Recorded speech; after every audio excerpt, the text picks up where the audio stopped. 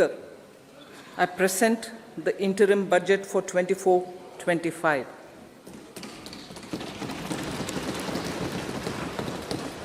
I present the interim budget for 24-25.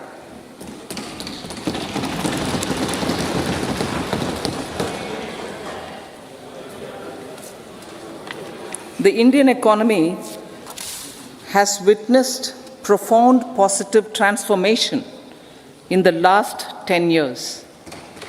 The people of India are looking ahead to the future with hope and optimism.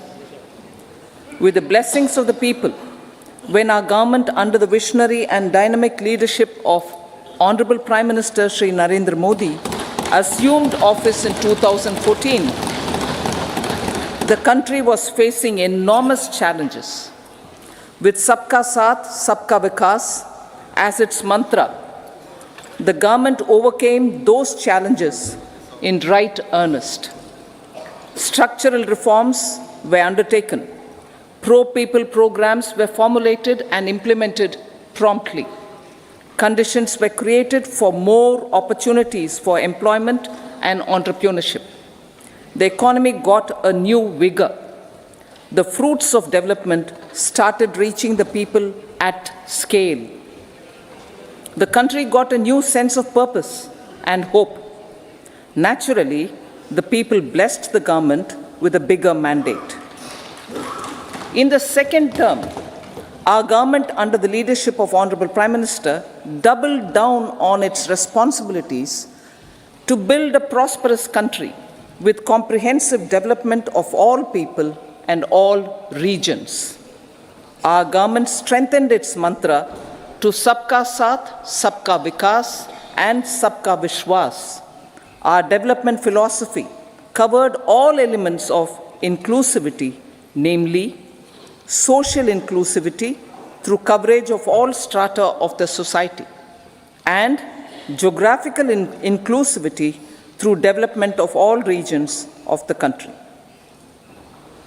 With the whole of nation approach of Sabka Prayas, the country overcame the challenges of once-in-a-century pandemic, took long strides towards Atmanirbhar Bharat, committed to Panch Pran, and laid solid foundations for the Amrit Kal. As a result, our young country has high aspirations, pride in its present, and hope and confidence for a bright future. We expect that our government, based on its stupendous work, will be blessed again by the people with a resounding mandate. Inclusive development and growth. Our humane and inclusive approach to development is a marked and deliberate departure from the earlier approach of provisioning up to village level. Development programs were thus provisioned.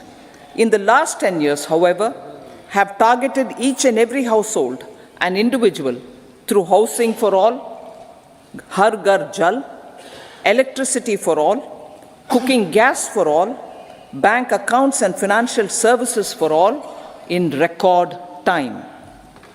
The worries about food have been eliminated through free ration for 80 crore people. Minimum support prices for the produce of Annadata are periodically increased appropriately. These and the provision of basic necessities have enhanced real income in the rural areas. Their economic needs could be addressed, thus spurring growth and generating jobs. Social justice. Our government is working with an approach to development that is all-round, all-pervasive, and all-inclusive. 𝓟𝓮𝓀 𝓟𝓪𝓻𝓵𝓲 or 𝓟𝓪𝓻𝓵𝓵. It covers all castes and people at all levels. We are working to make India a Vikasit Bharat by 2047. For achieving that goal, We need to improve people's capability and empower them. Previously, social justice was mostly a political slogan. For our government, social justice is an effective and necessary governance model. The saturation approach of covering all eligible people is the true and comprehensive achievement of social justice. This is secularism in action, reduces corruption, and prevents nepotism, prevents by Bhatijawad. There is transparency and assurance that benefits are delivered to all eligible people. The resources are distributed fairly. All, regardless of their social standing, get access to opportunities. We are addressing systemic inequalities that had plagued our society. We focus on outcomes and not on outlays so that the social economic transformation is achieved. As our Prime Minister firmly believes, we need to focus on 4 major castes. They are Garib, Mahilayeं, Yuva, and Annadata. Their needs, their aspirations, and their welfare are our highest priority. The country progresses when they progress. All 4 require and receive government support in their quest to better their lives. Their empowerment and well-being will drive the country forward. 𝓟𝓪𝓻𝓵𝓲𝓪 𝓟𝓪𝓻𝓵𝓲𝓪 Kalyan. We believe in empowering the poor. The earlier approach of tackling poverty through entitlements had resulted in very modest outcomes. When the poor became empowered partners in the development process, government's power to assist them also increases manifold. With the pursuit of Sabka Saath, in these 10 years, the government has assisted 25 crore people to get freedom from multi-dimensional poverty. Our government's efforts are now getting synergized with energy and passion of such empowered people. This is truly elevating them from poverty. Direct benefit transfer of 34 lakh crore rupees from the government using PM Jan Dhan accounts has led to savings of 2.7 lakh crores of rupees for the government. This savings has been realized through avoidance of leakages prevalent earlier. The savings have helped in providing more funds for Garib Kalyan. PM Swanidhi has provided credit assistance to 78 lakh street vendors. From that total of 78 lakh street vendors, 2.3 lakh have received credit for the 3rd time. PM Jan Dhan Yojana reaches out to the particularly vulnerable tribal groups who have remained outside the realm of development so far. PM Vishwakarma Yojana provides end-to-end support to artisans and craftspeople engaged in 18 trades. The schemes for empowerment of Divyangs and transgender persons reflect firm resolve of our government to leave no one behind. Welfare of Annadata. Farmers are our Annadata. Every year under PM Kisan Samman Yojana, direct financial assistance is provided to 11.8 crore farmers, including marginal and small farmers. Crop insurance is given to 4 crore farmers under PM Fasal Bima Yojana. These, besides several other programs, are assisting Annadata in producing food for the country and for the world. Electronic National Agricultural Market has integrated 1,361 mandis and is providing services to 1.8 crore farmers with trading volume of 3 lakh crores of rupees. The sector is poised for inclusive, balanced, higher growth and productivity. These are facilitated from farmer-centric policies, income support, coverage of risks through price and insurance support, promotion of technologies and innovations through startups. Empowering the Amrit PD, the Yuva. Our prosperity depends on adequately equipping and empowering the youth. The National Education Policy 2020 is ushering the transformational reforms. PM Schools for Rising India, PM Shri, are delivering quality teaching and nurturing holistic and well-rounded individuals. The Skill India mission has trained 1.4 crore youth, upskilled and reskilled 54 lakh youth, and established 3,000 new ITIs. A large number of institutions of higher learning, namely 7 IITs, 16 triple ITs, 7 IIMs, 15 AIMS, and 390 universities have been set up. PM Mudra Yojana has sanctioned 43 crore loans aggregating to 22.5 lakh crores of rupees for entrepreneurial aspirations of our youth. Besides that, Fund of Funds, Startup India, and Startup Credit Guarantee schemes are assisting our youth. They are also becoming Rozgar Data. The country is proud of our youth scaling new heights in sports. The highest ever medal tally in Asian Games and Asian Para Games in 2023 reflects a high confidence level.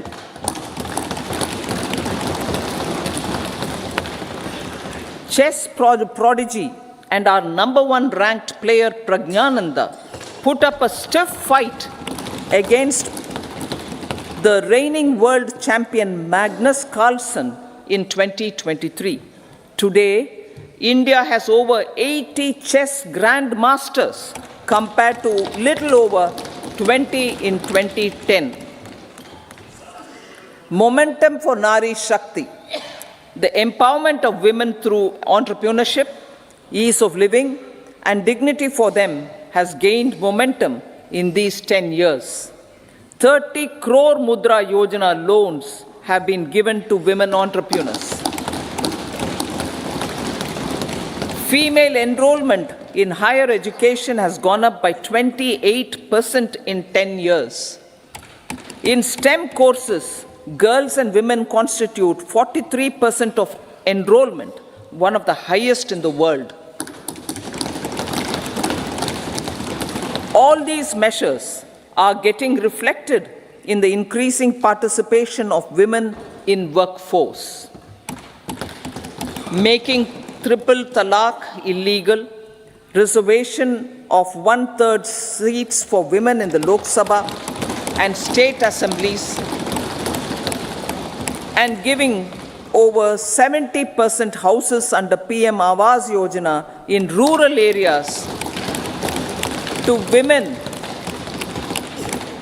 and giving over 70% houses under PM Awas Yojana in rural areas to women as sole or joint owners have enhanced their dignity.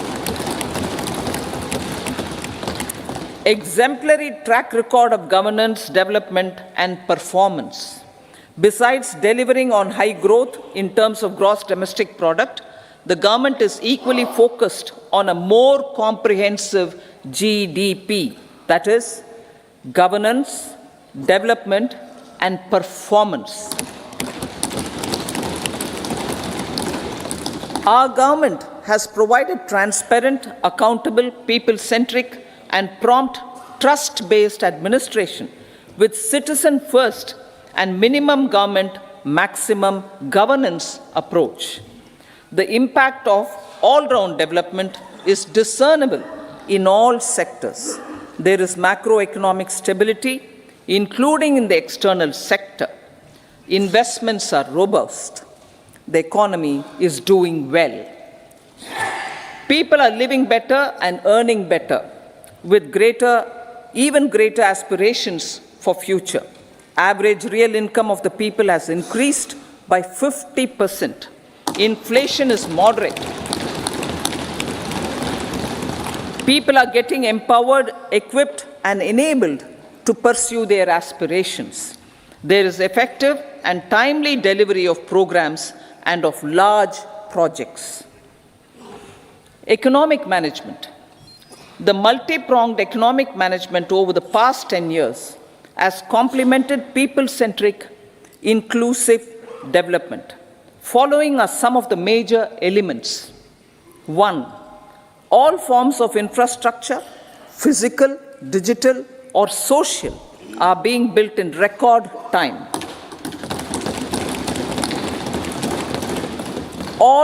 Number 2, all parts of the country are becoming active participants in economic growth.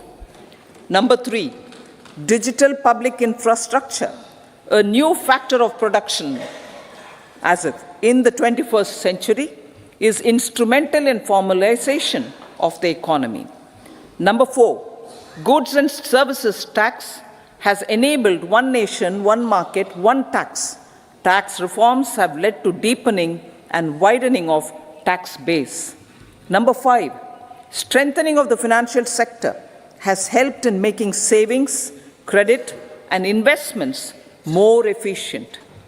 Number 6, GIFT IFSC and the Unified Regulatory Authority, IFSCA, are creating a robust gateway for global capital and financial services for the economy. Number 7, proactive inflation management has helped keep inflation within the policy band. Now, the global context, Honorable Speaker, sir. Geopolitically, global affairs are becoming more complex and challenging with wars and conflicts. Globalization is being redefined with reshoring and friendshoring, disruption and fragmentation of supply chains, and competition for critical minerals and technologies. A new world order is emerging after the COVID pandemic. India assumed the G20 presidency during very difficult times for the world. The global economy was going through high inflation, high interest rates, low growth, very high public debt, low trade growth, and climate changes. The pandemic has led to a crisis of food, fertilizer, fuel, and finances for the world, while India successfully navigated its way. The country showed the way forward and built consensus on solutions for those global problems. The recently announced India-Middle East-Europe economic corridor is a strategic and economic game changer for India and others. In the words of Honorable Prime Minister, the corridor, and I quote, will become the basis of world trade for hundreds of years to come, and history will remember that this corridor was initiated on Indian soil, unquote. Vision for Vikasit Bharat. Our vision for Vikasit Bharat is that of prosperous Bharat in harmony with nature, with modern infrastructure, and providing opportunities for all citizens and all regions to reach their potential. With confidence arising from strong and exemplary track record of performance and progress, earning Sabka Vishwas, the next 5 years will be years of unprecedented development and golden moments to realize the dream of developed India by 2047. The trinity of demography, democracy, and diversity, backed by Sabka Prayas, has the potential to fulfill aspirations of every Indian. As Honorable Prime Minister in his Independence Day address to the nation mentioned, I quote, "There is no dearth of opportunities, as many opportunities as we want.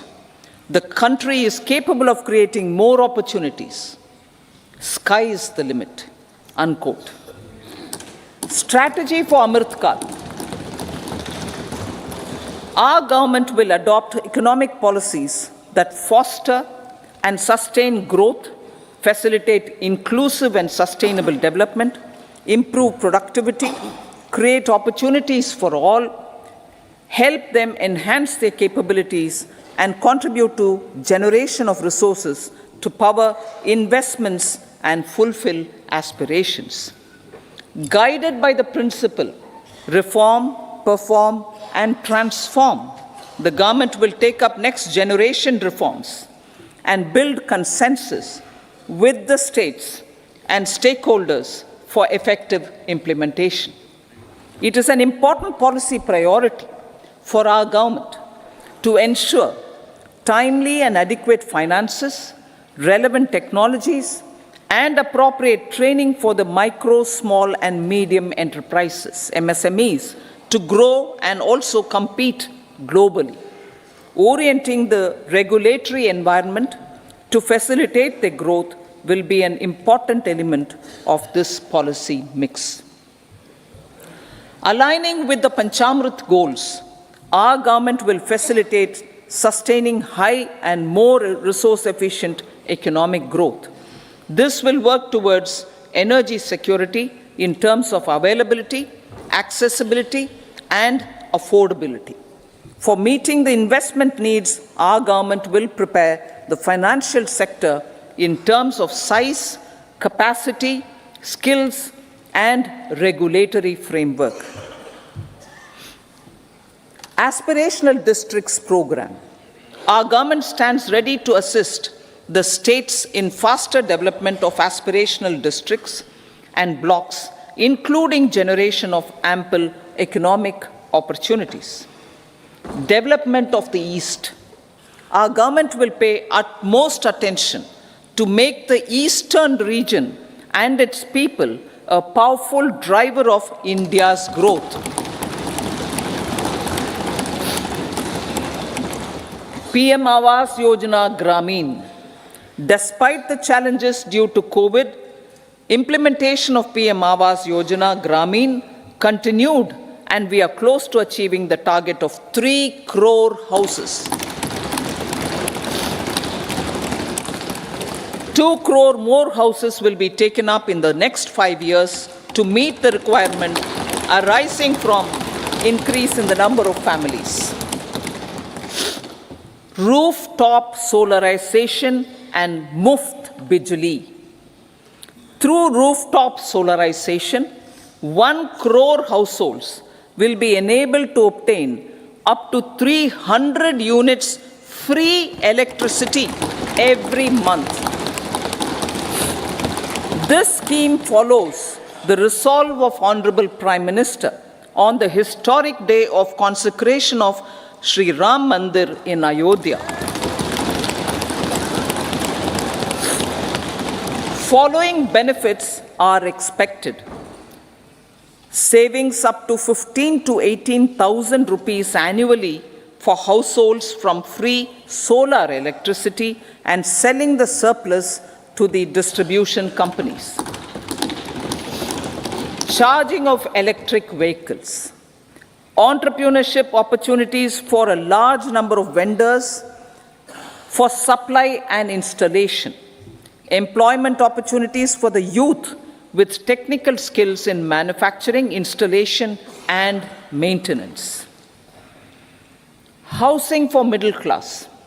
Our government will launch a scheme to help deserving sections of the middle class, and I quote from Honorable Prime Minister's words, living in rented houses, or slums or chawls and unauthorized colonies, unquote, to buy or build their own houses.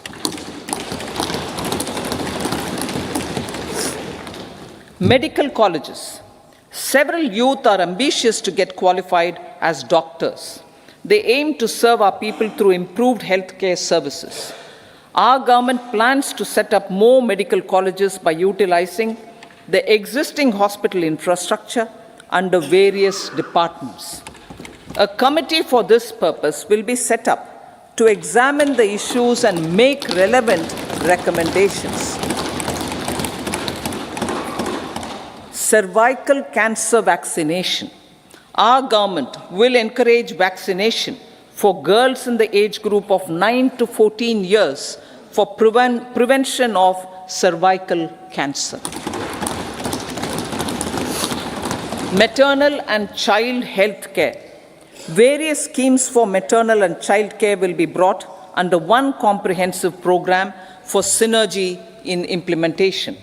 Upgradation of Anganwadi centers under 𝓟𝓮𝓵 and Poshan 2.0 will be expedited for improved nutrition delivery, early childhood care and development. The newly designed UWIN platform for managing immunization and intensified efforts of Mission 𝓟𝓪𝓻𝓵𝓲 will be rolled out expeditiously throughout the country. Ayushman Bharat. Healthcare cover under Ayushman Bharat scheme will be extended to all ASHA workers, to all Anganwadi workers and helpers. Agriculture and food processing. The efforts of value addition in agriculture sector and boosting farmers' incomes will be stepped up. Pradhan Mantri Kisan Sampada Yojana has benefited 38 lakh farmers and generated 10 lakh employment. Pradhan Mantri Formalization of Micro Food Processing Enterprises Yojana has assisted 2.4 lakh SHGs and 60,000 individuals with credit linkages. Other schemes are complementing the efforts for reducing post-harvest losses and improving productivity and incomes. For ensuring faster growth of the sector, our government will further promote private and public investment in post-harvest activities, including aggregation, modern storage, efficient supply chains, primary and secondary processing and marketing and branding. Nano DAP. After the successful adoption of nano urea, application of nano DAP on various crops will be expanded in all agroclimatic zones. Atmanirbhar Oilseeds Abhiyan. Building on the initiative announced in 2022, a strategy will be formulated to achieve Atmanirbharta for oil seeds such as mustard, groundnut, sesame, soya bean, and sunflower. This will cover research for high-yielding varieties, widespread adoption of modern farming techniques, market linkages, procurement, value addition, and crop insurance. Dairy development. A comprehensive program for supporting dairy farmers will be formulated. Efforts are already on to control foot and mouth disease. India is the world's largest milk producer with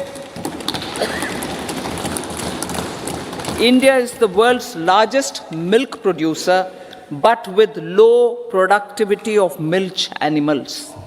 The program will be built on the success of existing schemes such as Rashtriya Gokul Mission, National Livestock Mission, and infrastructure development funds for dairy processing and animal husbandry.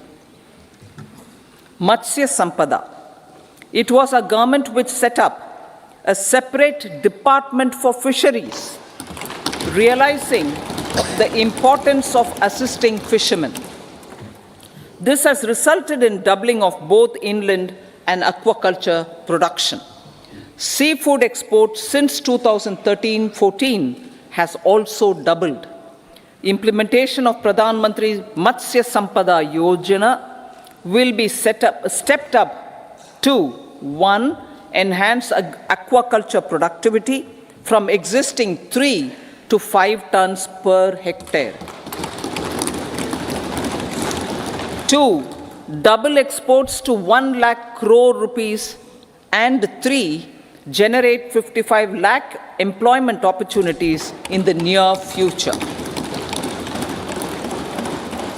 5 integrated aqua parks will also be set up. Lakhpati Didi.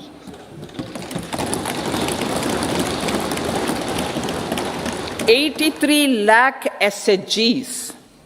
83 lakh SHGs with 9 crore women are transforming rural socio-economic landscape with empowerment and self-reliance.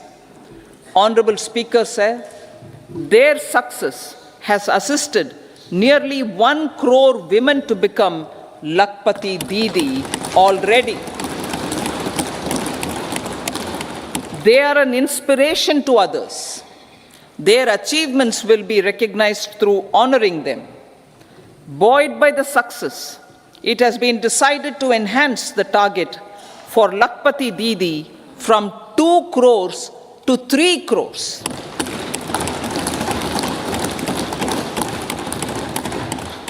Technological changes, new age technologies and data are changing the lives of people and businesses. They are also enabling new economic opportunities and facilitating provision of high-quality services at affordable prices for all, including those at the bottom of the pyramid. Opportunities for India at the global level are expanding. India is showing solutions through innovation and entrepreneurship of its people. Research and innovation for catalyzing growth, employment, and development. Prime Minister Lal Bahadur Shastri gave the slogan of Jai Jawan, Jai Kisan. Prime Minister Atal Bihari Vajpayee ji, made that Jai Jawan, Jai Kisan, Jai Vigyan. Prime Minister Modi has furthered that to Jai Jawan, Jai Kisan, Jai Vigyan, and Jai Anusandhan, as innovation is the foundation of development. For our tech-savvy youth, this will be a golden era. A corpus of 1 lakh crore rupees will be established with 50-year interest-free loan provided. The corpus will provide long-term financing or refinancing with long tenors and low and or nil. I repeat that sentence. The corpus will provide long-term financing or refinancing with long tenors and low or nil interest rates. This will encourage the private sector to scale up research and innovation significantly in sunrise domains. We need to have programs that combine the powers of our youth and technology. A new scheme will be launched for strengthening deep tech technologies for defense purposes and expediting Atmanirbharta. Infrastructure development. Building on the massive tripling of the capital expenditure outlay in the past 4 years, resulting in huge multiplier impact on economic growth and employment creation, the outlay for the next year is being increased by 11.1% to 11,11,111 crore rupees. This would be 3.4% of our GDP. Railways. 3 major railway corridor programs will be implemented. These are Energy, Mineral and Cement Corridor. Number 2, Port Connectivity Corridors. And number 3, High Traffic Density Corridors. The projects have been identified under the PM Gati Shakti for enabling multimodal connectivity. They will improve logistics efficiency and reduce cost. The resultant decongestion of the high traffic corridors will also help in improving operations of passenger trains, resulting in safety and higher travel speed for passengers. Together with dedicated freight corridors, these 3 economic corridor programs will accelerate our GDP growth and reduce logistic costs.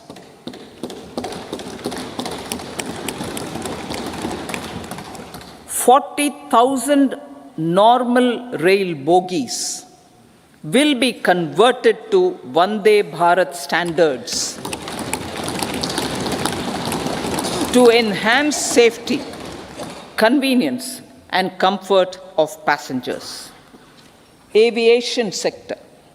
The aviation sector has been galvanized in the past 10 years. Number of airports have doubled to 149. Rollout of air connectivity to Tier 2 and Tier 3 cities under UDAN scheme has been widespread.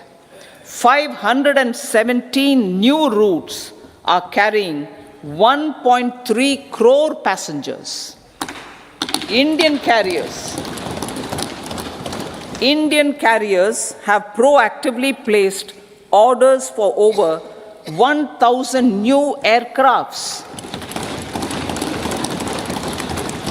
Expansion of existing airports and development of new airports will continue expeditiously.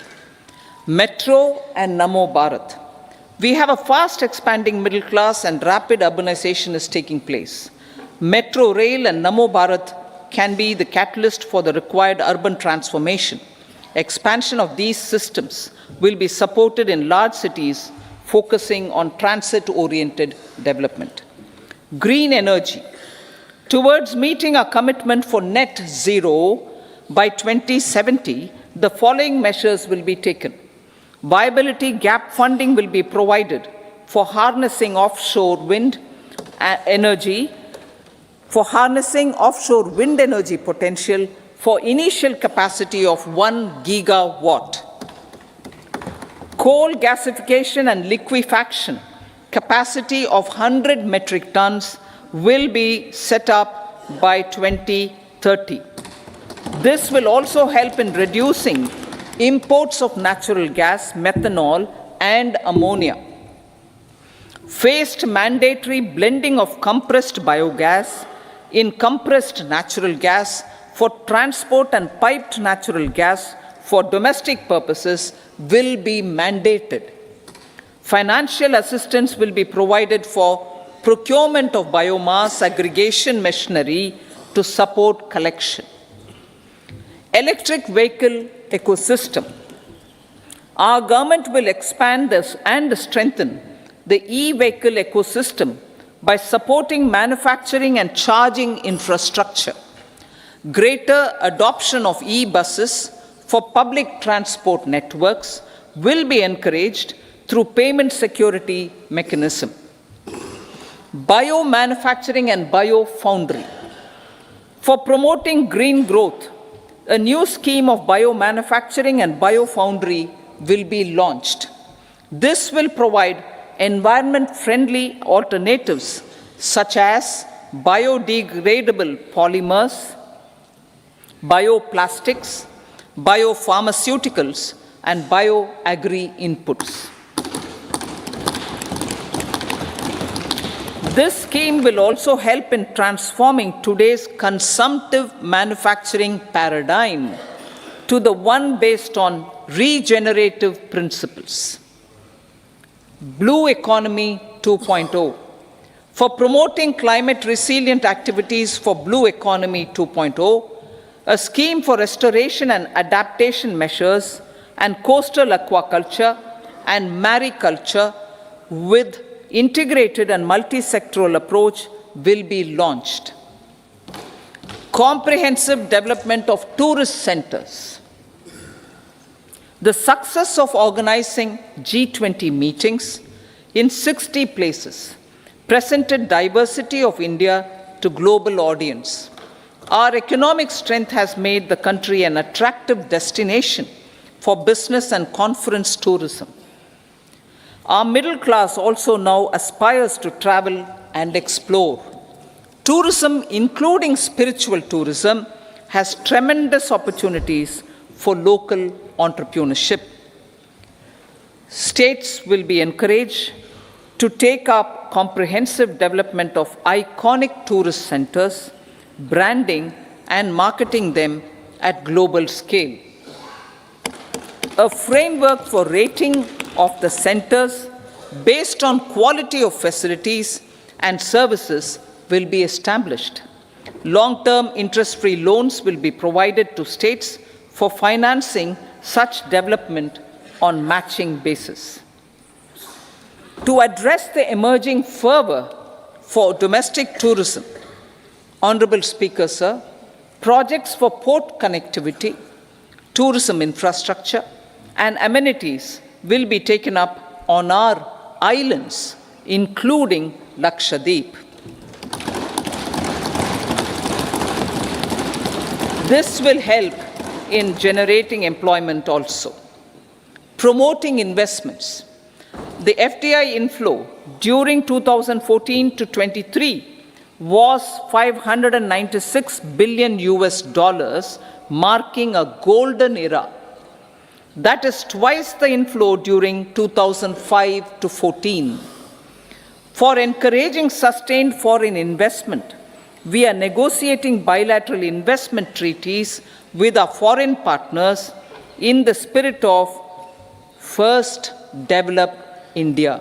FDI is First Develop India. Reforms in the states for Vikasit Bharat. Many growth and development enabling reforms are needed in the states for realizing the vision of Vikasit Bharat. A provision of 75,000 crore rupees as 50-year interest-free loan is proposed this year to support those milestone-linked reforms by the state governments. Societal changes. The government will form a high-powered committee for an extensive consideration of the challenges arising from fast population growth and demographic changes. The committee will be mandated to make recommendations for addressing these challenges comprehensively in relation to the goal of Vikasit Bharat. Amrit Kal as Kartavya Kal. Our government stands committed to strengthening and expanding the economy with high growth and to create conditions for people to realize their aspirations. Honorable Prime Minister, in his Independence Day address to the nation in the 75th year of our Republic, said, and I quote, "We commit ourselves to national development with new inspirations, new consciousness, new resolutions as the country opens up immense possibilities and opportunities. It is our Kartavya Kal." Unquote. Every challenge of the pre-2014 era was overcome through our economic management and our governance. These have placed the country on a resolute path of sustained high growth. This has been possible through right policies, true intentions, and appropriate decisions. In the full budget in July, Honorable Speaker, our government will present a detailed roadmap for our pursuit of Vikasit Bharat.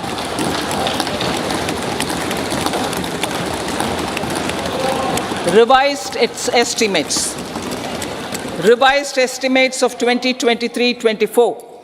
The revised estimate of the total receipts other than borrowings is 27.56 lakh crores of rupees, of which the tax receipts are 23.24 lakh crore rupees. The revised estimate of total expenditure is 44.90 lakh crore rupees. The revenue receipts at 30.03 lakh crore rupees are expected to be higher than the budget estimate, reflecting strong growth momentum and formalization in the economy. The revised estimate of the fiscal deficit is 5.8% of GDP, improving on the budget estimate, notwithstanding moderation in the nominal growth estimates. Budget estimates for 2024-25.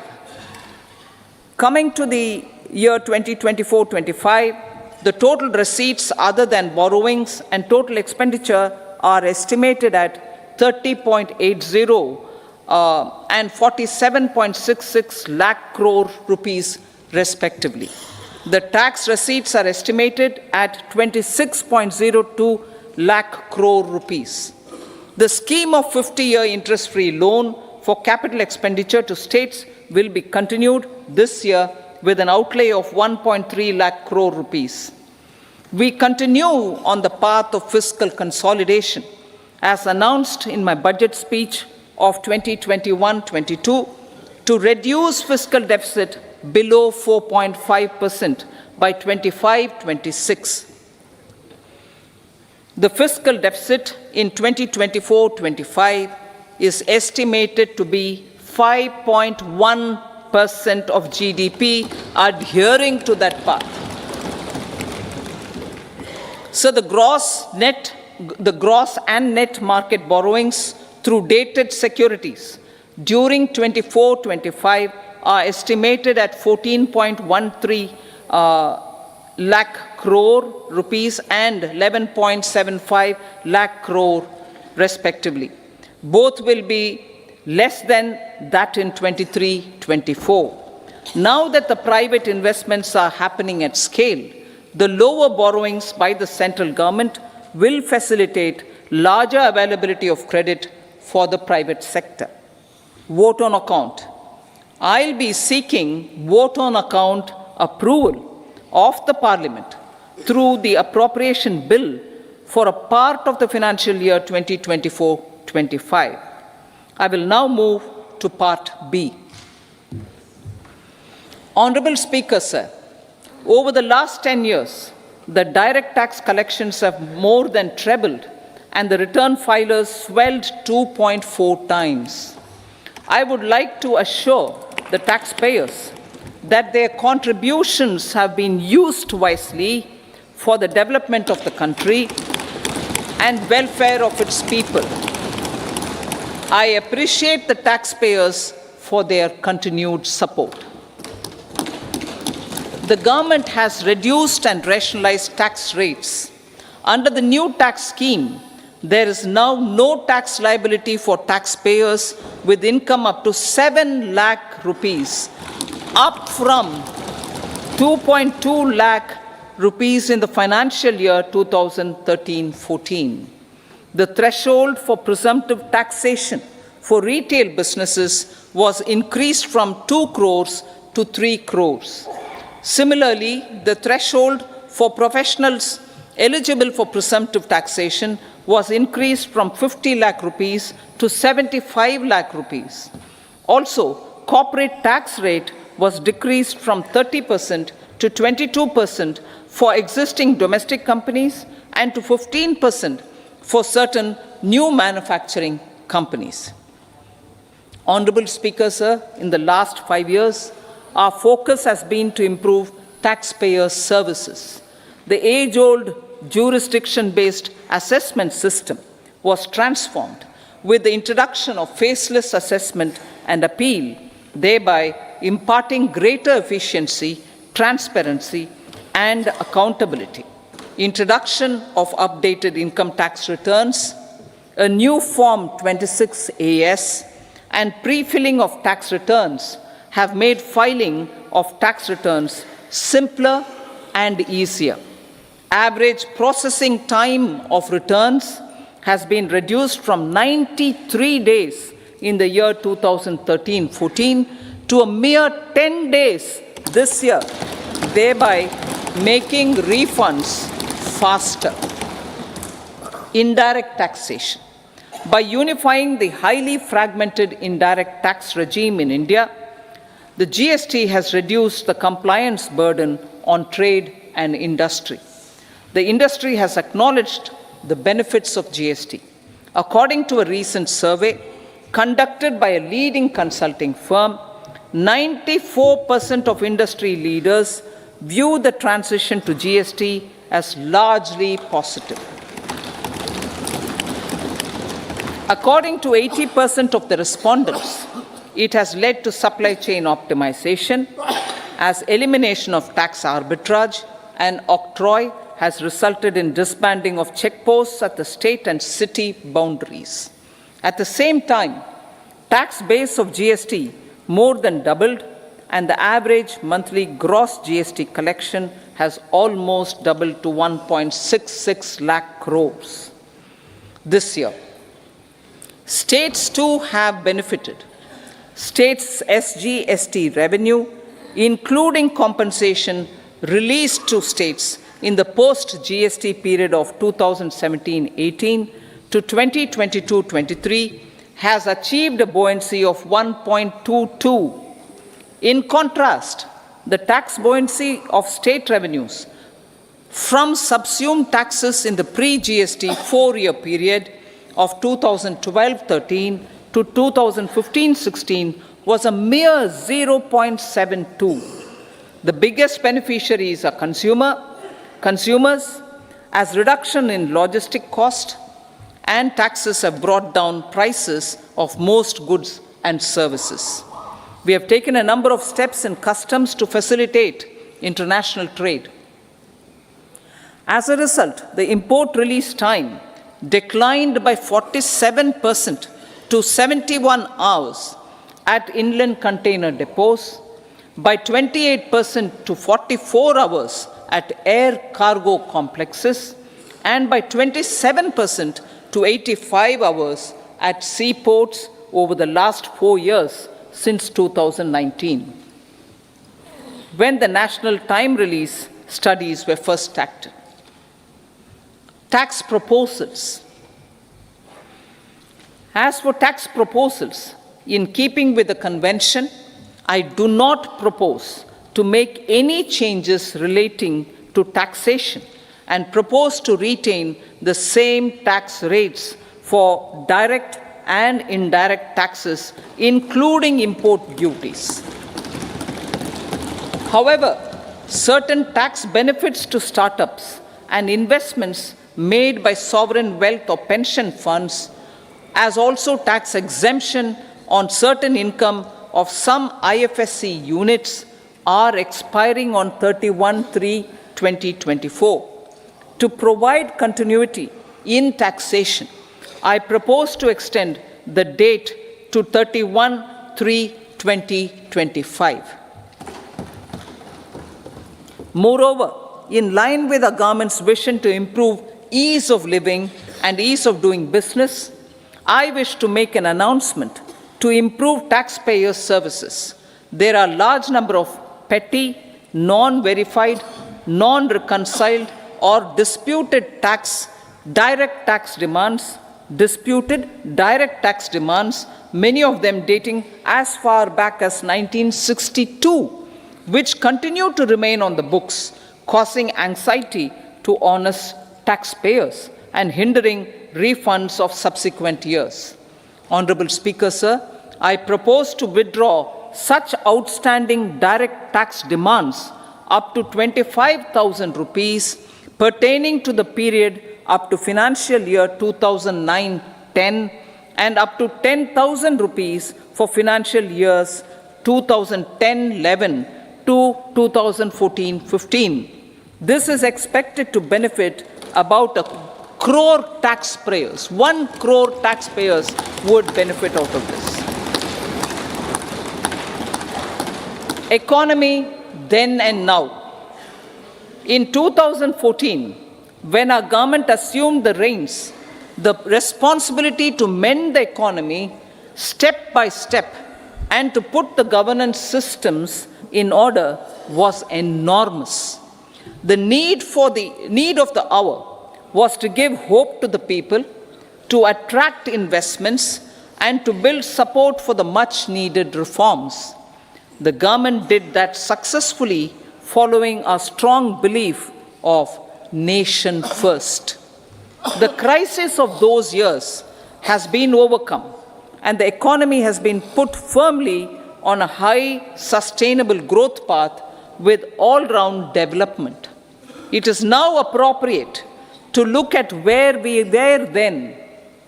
I repeat, it is now appropriate to look at where we were then till 2014 and where we are now, only for the purpose of drawing lessons from the mismanagement of those years.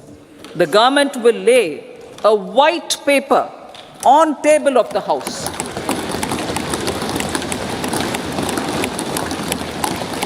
The exemplary track record of governance, development, and performance, effective delivery, and Jan Kalyan has given the government trust, confidence, and blessings of the people to realize whatever it takes. The goal of Viksit Bharat, with good intentions, true dedication, and hard work in the coming years and decades. With this, Honorable Speaker, I commend the interim budget to this august House. Jai Hind.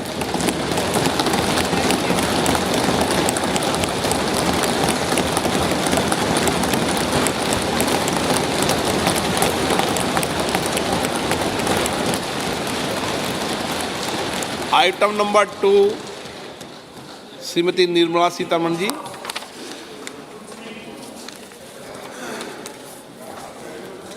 So, with your permission, I rise to lay on the table the following statements under Section 3(1) of the Fiscal Responsibility and Budget Management Act 2003, Medium-Term Fiscal Policy cum Fiscal Policy Strategy Statement and Macroeconomic Framework Statement.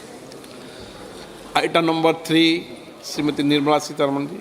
Sir, with your permission, I rise to move for leave to introduce the Finance Bill 2024. प्रश्न ये है कि विधेयक को पुनर्स्थापित करने की अनुमति प्रदान की जाए। जो सदस्य इसके पक्ष में हाँ कहें, जो सदस्य विरोध में ना कहें। मेरे विचार में निर्णय हाँ वालों के पक्ष हुआ, हाँ वालों के पक्ष हुआ। माननीय मंत्री जी विधेयक को पुनर्स्थापित करें। So I introduce the bill. सभा की कार्रवाई शुक्रवार दिनांक 2 फरवरी 2024 को प्राप्त 11 बजे तक के लिए स्थगित की जाती है।